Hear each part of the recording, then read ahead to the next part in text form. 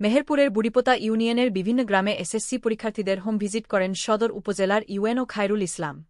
মেহেরপুর সদর উপজেলা নির্বাহী কর্মকর্তা খায়রুল ইসলাম আসন্ন এসএসসি পরীক্ষার্থীদের বাড়ি বাড়ি গিয়ে পরীক্ষার শেষ মুহূর্তের প্রস্তুতি সম্পর্কে খোঁজখবর নিতে শুরু করেছেন।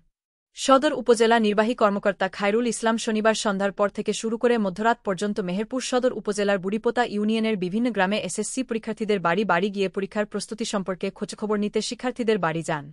এ সময় সদর উপজেলা নির্বাহী কর্মকর্তা খায়রুল ইসলাম পরীক্ষার প্রস্তুতি সম্পর্কে শিক্ষার্থীদের সাথে কথা বলেন এবং পরীক্ষার্থীদের মাঝে পরীক্ষার উপকরণ প্রদান করেন।